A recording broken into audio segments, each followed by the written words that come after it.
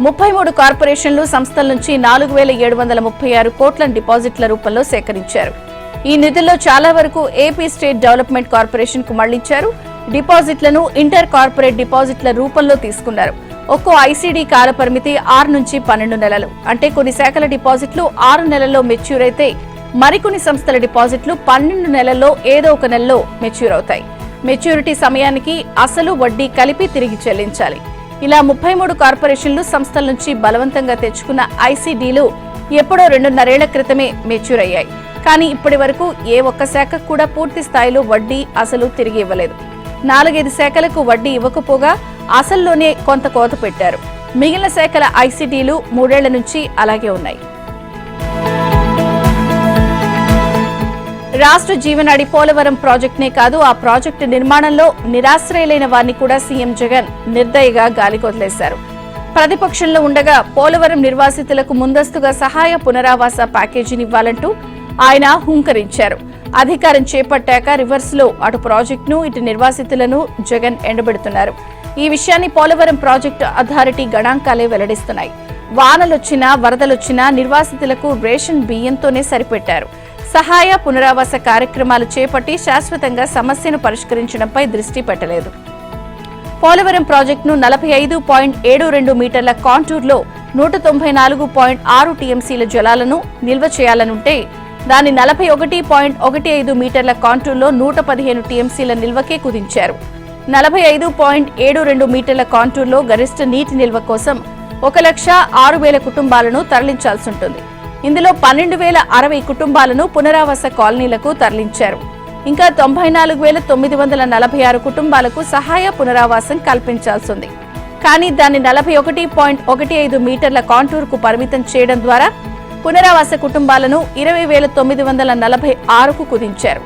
ఇందులో 12,060 కుటుంబాలను ఇప్పటికే సురక్షిత ప్రాంతాలకు తరలించిన దరిమిల ఇక మిగిలింది 8,886 కుటుంబాలు. ఇంత భారీ సంఖ్యలో సాయం అవసరమైన కుటుంబాలను కుదించినా వాటి పునరావాస కార్యక్రమాలను అమలు చేయడంపైన జగన్ దృష్టి సారించలేదు. నెలల తరబడి జగనన్న విద్యా దీవెన డబ్బులు తల్లుల ఖాతాలో వేయలేదు. బటన్ నొక్కి కొన్ని నెలలు గడిచిపోయినా డబ్బులు ఖాతాల్లోకి చేర్చలేదు. కానీ కాలేజీలకు ఫీజులు చెల్లించలేదంటూ తల్లులకు ప్రభుత్వం నోటీసులు పంపించింది. నా అక్క చెల్లెళ్లు అంటూ ఎన్నికల ప్రచార సభల్లో ఉదరగొట్టిన జగన్ ఎన్నికలు కాగానే వారికి నిజరూప దర్శనం చూపించారు. వైసీపీ సర్కారు వచ్చినప్పటి నుంచి అసంబద్ధ నిర్ణయాలతో అన్ని వర్గాలను ఇబ్బంది పెట్టింది.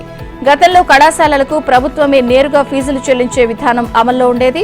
తామేదో కొత్తదనం చూపించాలంటూ తల్లుల ఖాతాల్లో ఫీజులు జమ చేస్తామని ఆర్భాటం చేసింది. అయితే ఫీజు మొత్తం ఒకేసారి తల్లుల ఖాతాల్లో వేయకుండా 4 విడతలు చేసి ప్రతి 3 నెలలకోసారి వేస్తామని షెడ్యూల్ ప్రకటించింది. కానీ ఆ షెడ్యూల్ను కూడా అనుసరించడం లేదు. ఎప్పుడంటే అప్పుడు తల్లుల ఖాతాల్లో జగనన్న విద్యా దీవెన మొత్తం పట్టంతో సకాలంలో విద్యార్థులు కళాశాలల్లో ఫీజులు చెల్లించలేని పరిస్థితి. జగన్ బటన్ నొక్కినా నెల 2 నెలల తర్వాత ఖాతాల్లో జమ అవుతున్నాయి. దీంతో తల్లిదండ్రులు అధిక వడ్డీలకు అప్పులు తెచ్చి కళాశాలలకు సకాలంలో ఫీజులు చెల్లిస్తున్నారు. ఆ వడ్డీల భారంతోనే కుంగిపోయిన తల్లులకు ఇప్పుడు సర్కార్ నుంచి నోటీసులు అందుతున్నాయి.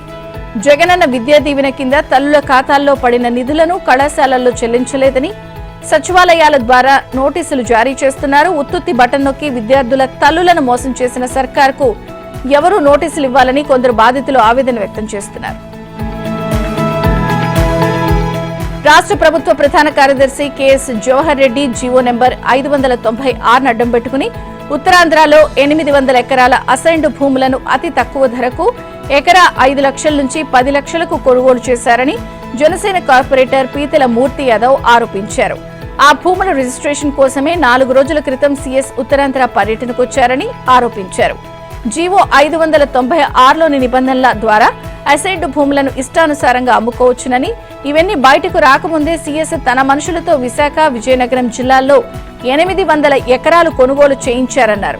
ఎంపీ విజయసాయిరెడ్డి, మంత్రి మేరుగు నాగార్జున ముఠా, సీఎం సతీమణి వైఎస్ భారతి పేరుతో మరో ముఠా ఈ ప్రాంతంలో అసైన్డ్ భూములు పెద్ద ఎత్తున కొనుగోలు చేశారని ఆరోపించారు. కాగా పేద దళితుల జీవనోపాధి కోసం ఇచ్చిన అసైన్డ్ భూములను అధికారులు, రాజకీయ నేతలు కలిసి దోచుకోవడం ఈ ప్రభుత్వంలోనే చూస్తున్నామని టీడీపీ ప్రధాన కార్యదర్శి వర్ల రామయ్య ఒక ప్రకటనలో విమర్శించారు. సీఎస్ ఏ ఫైలు చూడకుండా, ప్రత్యేకించి భూముల వ్యవహారాల ఫైళ్లు చూడకుండా ఎన్నికల కమిషన్ నిరోధించాలని విజ్ఞప్తి చేశారు. విశాఖకు చెందిన ఏ అధికారి ఆయన కలవకుండా చూడాలని, దేశం విడిచి పారిపోకుండా జవహర్ రెడ్డి కదలికలపై నిఘా ఉంచాలని కోరారు. టీడీపీ ప్రభుత్వం ఏర్పడిన తర్వాత భూభాగోతాలపై ప్రత్యేక కమిషన్ విచారణ కోరతామని తెలిపారు. ఈ వ్యవహారంపై కేంద్ర ప్రభుత్వం స్పందించాలని, సీబీఐతో విచారణ జరిపించాలని డిమాండ్ చేశారు. ఇక విశాఖపట్నం పరిసర ప్రాంతాల్లో తాను, తన కుటుంబ సభ్యులు, బంధువులు ఎలాంటి అసైన్డ్ భూములు కొనలేదని సీఎస్ కేఎస్ జవహర్ రెడ్డి శనివారం ఒక ప్రకటనలో తెలిపారు.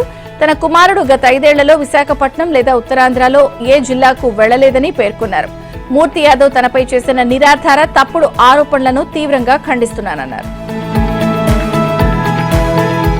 వచ్చే వర్షాకాలంలో రాజధాని నగరం హైదరాబాద్ లో ఎలాంటి సమస్యలు లేకుండా చర్యలు తీసుకోవాలని ముఖ్యమంత్రి రేవంత్ రెడ్డి ఆదేశించారు. వర్షాల సందర్భంగా విద్యుత్ సమస్యలు తలెత్తకుండా ఎక్కడా సరఫరాలో అంతరాయాలు లేకుండా చూసుకోవాలని స్పష్టం చేశారు. ఎవరైనా నిర్లక్ష్యం వహించి హైదరాబాద్ ప్రతిష్టను దెబ్బతీసేలా వ్యవహరిస్తే సహించేది లేదని హెచ్చరించారు. అలాంటి వారిపై వేటు తప్పదని స్పష్టం చేశారు. చొరవతో పనిచేసే వారిని ప్రోత్సహించి ఉన్నత స్థానాలు కల్పిస్తామని చెప్పారు. శనివారం ఆయన హైదరాబాద్ లోని కమాండ్ కంట్రోల్ సెంటర్లో జీహెచ్ఎంసీ పరిధిలో వానాకాలంలో తీసుకోవాల్సిన చర్యలపై ఆయా శాఖల అధికారులతో సమీక్షించారు. హైదరాబాద్ మహానగరానికి సంబంధించి వివిధ విభాగాలను ఒకే గొడుగు కింద తెస్తూ విపత్తు నిర్వహణ వ్యవస్థను రూపొందించాలని ఆదేశించారు. ఔటర్ రింగ్ రోడ్ లోపలి ప్రాంతాన్ని ఒక యూనిట్ గా తీసుకుని విపత్తు నిర్వహణ వ్యవస్థను రూపొందించాలని చెప్పారు.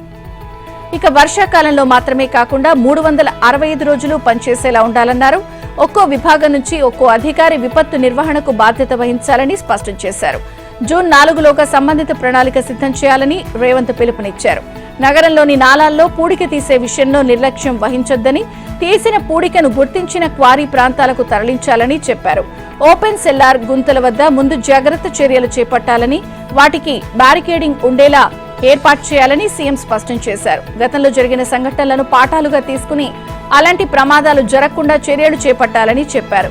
వరద తీవ్రత ఎక్కువగా ఉండే ప్రాంతాల్లో శాశ్వత పరిష్కారం కోసం ప్రణాళికలు సిద్ధం చేయాలని ఆదేశించారు.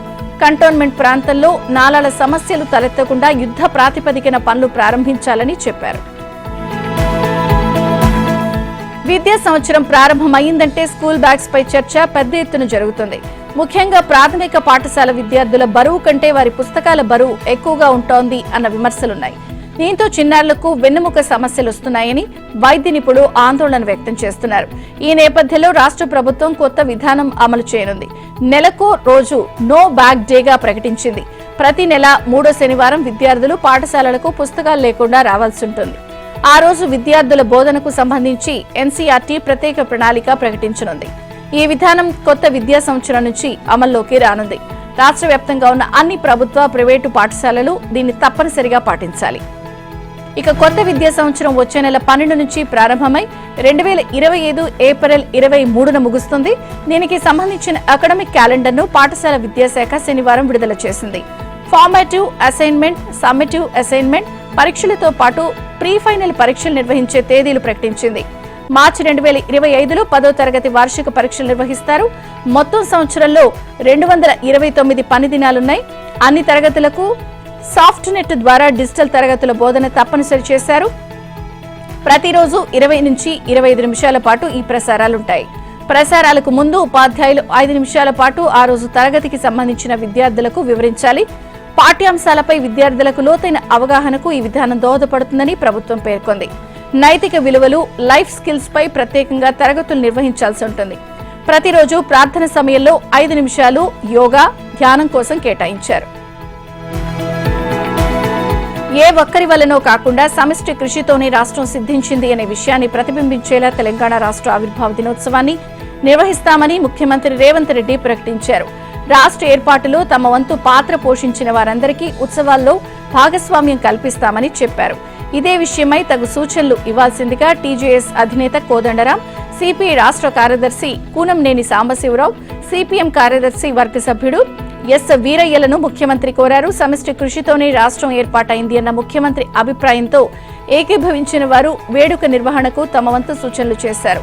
సోమవారం ఖమ్మం, వరంగల్, నల్గొండ, పట్టభద్రుల నియోజకవర్గం ఎమ్మెల్సీ ఎన్నికల పోలింగ్ ఉన్న నేపథ్యంలో కాంగ్రెస్ అభ్యర్థిని గెలిపించాల్సిందిగా ఆ నియోజకవర్గ ఓటర్లకు ఉమ్మడిగా పిలుపునిచ్చేందుకు ముఖ్యమంత్రి నివాసంలో కాంగ్రెస్, సిపిఐ, సిపిఎం, టీజేఎస్ రాష్ట్ర నాయకులు సమావేశమయ్యారు.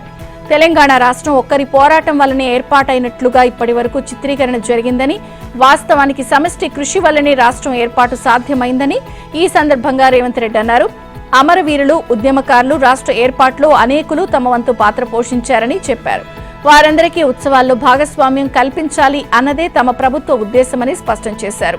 యూపీఏ చైర్పర్సన్ హోదాలో తెలంగాణ రాష్ట్ర ఏర్పాటుకు కీలక పాత్ర వహించిన సోనియా గాంధీని ఈ వేడుకల్లో సన్మానించాలని నిర్ణయించినట్లు చెప్పారు. ఇక రాష్ట్రంలో పర్యావరణ పరిరక్షణతో సుస్థిర అభివృద్ధి సాధ్యమవుతుందని, ఇందుకు గాను పర్యావరణ కమిషన్ ఏర్పాటుకు సాధ్యాసాధ్యాలను పరిశీలిస్తామని నీటిపారుదల, పౌర సరఫరాల శాఖ మంత్రి ఉత్తమ్ కుమార్ రెడ్డి తెలిపారు.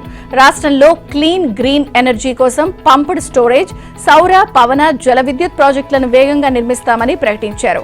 చెన్నైకి చెందిన citizen consumer and civil action group CAG, హైదరాబాద్లోని people's monitoring group of electricity regulation, Hyderabad press club సంయుక్త ఆధ్వర్యంలో శనివారం పర్యాటక భవన్లో భారతదేశంలో క్లీన్ ఎనర్జీ పరిణామ క్రమం, తెలంగాణపై దృష్టి అనే అంశంపై సదస్సు నిర్వహించారు.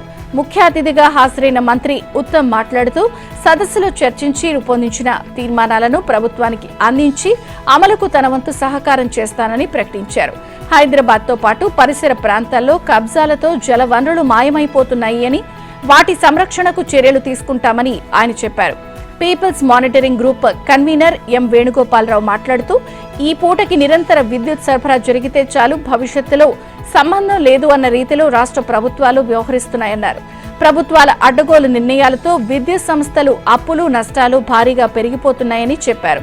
శిలాజ ఇంధనాల వినియోగాన్ని పూర్తిగా విరమించుకోకపోతే భూమండలాన్ని రక్షించుకోలేమని ప్రముఖ శాస్త్రవేత్త కె బాబురావు హెచ్చరించారు.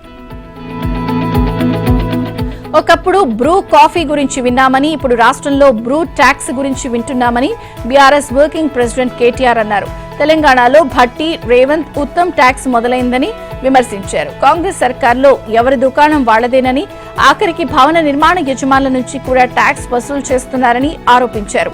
10 ఏళ్లుగా అధికారంలో లేకపోవడంతో ఇప్పుడు అందిన కాడికి దోచుకుంటున్నారని అన్నారు. త్వరలోనే జూపల్లి కృష్ణారావు కూడా ఎక్సైజ్ ట్యాక్స్ పేరిట కొత్త దుకాణం తెరవబోతున్నారని చెప్పారు.